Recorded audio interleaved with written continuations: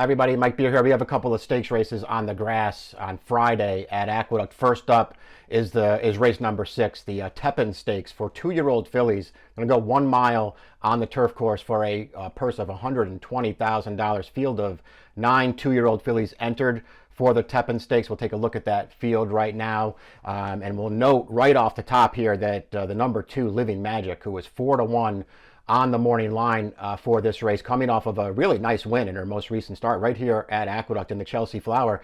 She's expected to scratch from this race and not run. It'll bring this field down to only 8 starters in the main body of the race. It seems like she's just not going to run here as well as she ran last time. She certainly would have been a major player here in the Tepin, but we're probably not going to see her, and that's going to sort of open this race up, just a little bit. You do have a morning line favorite anyway who is expected to run here. That's a number 3, Memorialized. She's 5-2 on the morning line for trainer Graham Motion, dropping out of the grade 2 Miss Grillo in her most recent start, where she finished sort of an even 5th after a wide trip behind Hard to Justify, who of course returned to win the Breeders' Cup Juvenile Filly Turf Race out at Santa Anita a couple of weeks ago.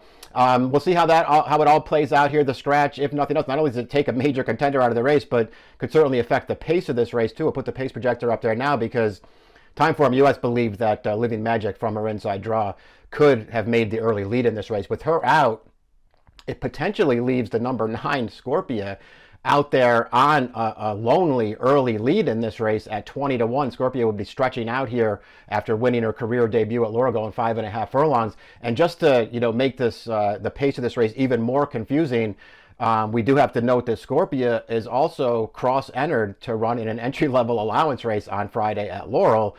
So if she decides to stay there and is out of this race as well, who knows what this pace is going to look like. The good news for anybody using the Timeform US pace projector is you can come back after scratches, and this pace projector will update and just sort of reassess where everybody's supposed to be early in here. If the 2, who seems like she's not going to run here, and the 9 both come out of this race, it sort of feels like it's wide open as far as the early pace goes. Certainly, one of the horses that you would expect to see up there is the number 6, Being Betty, who is also stretching out here for the first time. Let's get into the handicapping right here, starting with the number 1, Artemis Girl, second-time starter for trainer Dave Donk, New York bred by Solimini, who is, drawn to the inside here, a really good post. She made her career debut just earlier this month here over this turf course at Aqueduct, and listen, she went off at 50-1 in this race. We'll take a look at the stretch run right here. She did a lot of good things and did not look like a 50-1 shot. This race does not come back that fast, but this filly just sort of sat on the inside in mid-pack. She looked very comfortable. She looked very professional down there, always traveled well, moved up around that final turn, and then, kept right in behind the leaders. You can see how it's not, a perfectly clean run for her through this stretch, but she's going to hold her position in there. And then when she gets room late, she's going to find a really good finish to close this thing down. And she does it pretty easily, I thought. I mean, she was much the best in this race. What does it all mean? I don't know. She's stepping up to face some much better horses here, and is going to have to run better than that. But she did some good things in that debut, despite being 50-1. Living Magic is the 2. Again, she's expected to scratch and not run here. So we're going to move on to the number 3, Memorialized. Your 5-2 favorite on the morning line. Just the filly who basically has run really well in all 3 of her starts for Graham Motion. She flashed her potential immediately. They sprinted her 5.5 furlongs at Colonial in her debut.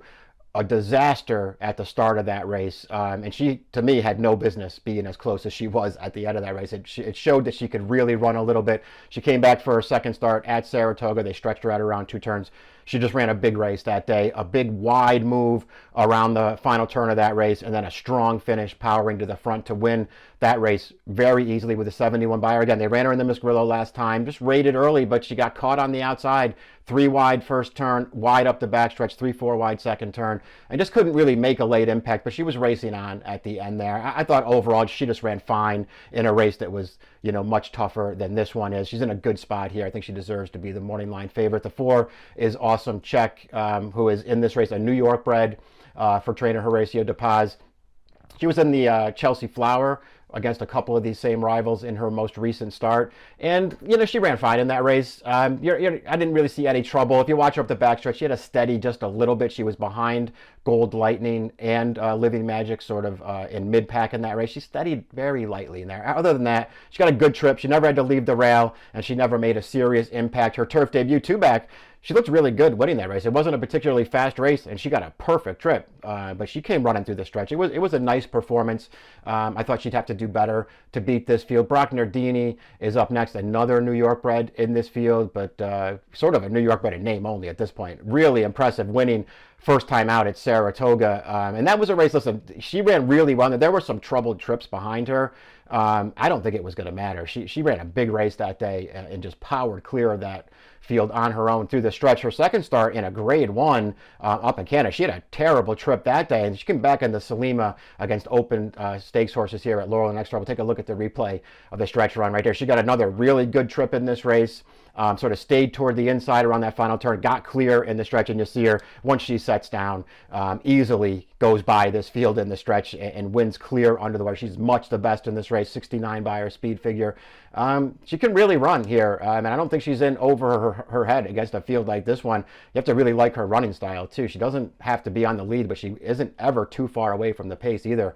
She's a major player in here. Being Betty could, if this scratches work out the right way for her, she could ultimately wind up on the lead in here. She's another New York bred in this field. Her first career start had a little bit of trouble sprinting at Saratoga and made a little bit of a late run into that race. Her next start, they just put her right up on the pace. She contested it as the favorite, and she wound up being best at the end with only a 61 by her. She does have the pedigree to stretch out. So, she's going to have to go a mile for the first time here, and she'd have to do it right off of a maiden win. But she has the pedigree to get this kind of a distance. And maybe she's, talented enough to go with a field like this. I think she's a little bit of a wild card in this race, if nothing else. And listen, if those scratches, again, if they work out the right way, she might be loose on the lead in here. Voter Registration, a very interesting horse up next here. A first-time starter for Chad Brown and Klarovich Stable. Is going to make her debut in the Tepin Stakes here, just with a lot of pedigree behind her. I think you have to sort of take it as a good sign that this is going to be the race that Chad Brown debuts this filly in. She's by a sire who, from limited starters in North America is sitting with 21% of his first-time starters. The dam went 0 for 3 in France, but the second dam was a really good horse. A Group 2 winner in France. She placed in multiple Group 1s over there. Then they shipped her to North America. She won the Beverly D when they got over here with a 108 buyer, and she was a really good horse. So there's pedigree here for top connections. Feels like a good sign that they're going to, make her debut here in the Tepin Stakes. And I just think you have to consider her, whether you ultimately want to wind up betting her or not. I guess we'll see what kind of price she goes off at. You have to consider her a dangerous horse in this race. Gold Lightning is up next. I like this filly. I'm starting to lose a little bit of confidence. I really liked her debut win at Saratoga. Just liked everything she did there. Got, just looked really professional, sort of sitting inside for most of that trip. And then when she got room in the stretch, she came through between horses.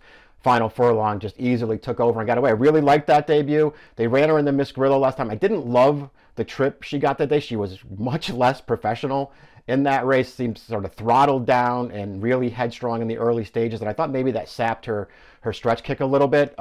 Most recent start, she was in that Chelsea Flower that Living Magic won, and she ran better in that race. I mean, I didn't see a real excuse for her that day, but she ran better. It was a race that was sort of dominated up towards the front, and she was trying really hard through the stretch. She was only third best. I don't have a big excuse for her there, but she ran fine, and I think she has a little bit of talent, and I think she's a horse that you really want to strongly consider in this race. Not that she doesn't, starting to come to the point now where she has something to prove, but I think there's some talent here. Scorpia is the 9, 20-1. If she runs here, again, she's cross-entered into an entry-level allowance at Laurel on Friday. So we'll see if they run here. Maybe she just makes the early lead. She did look good winning her career debut going 5.5. She's going to have to stretch out for this race. She's going to have to do it against some better horses here. But, if she stays and decides to run here, maybe she just gets loose on the lead, and it gives her a big chance to win. 10 and 11. They're entered main track only, and we'll hope that we don't see them in this race, because this is actually a decent field of turf horses if this race does wind up staying on, even with Living Magic scratching. And before we get to the picks here, again, just remember to please subscribe to the DRF YouTube channel for all the latest videos. I Memorialize is the morning line favorite in this race, and I guess she's hardly a standout on paper. I think this is a really good spot for her, though. I like all 3 of her starts. I thought she ran fine in the Miss Grillo last time, and I actually feel like, depending upon what happens with this Chad Brown first-time starter, who I do think is a horse you want to take very seriously, I feel like 5-2 could be the right kind of price to take on Memorialize in this race. I put her on top. I put the Chad first or second. Just kind of moving away from Gold Lightning this time. Horse who I've liked in the past and I bet her in her last 2 starts. I'm going to sort of move away from her here. Not that I don't think she can win this race, but I went 3-7 in the Tepin Stakes, which is going as race number 6 on Friday at Aqueduct. I'll take Memorialize on top here as the favorite. The approximate post time for this race is 2:44 Eastern Time. Good luck.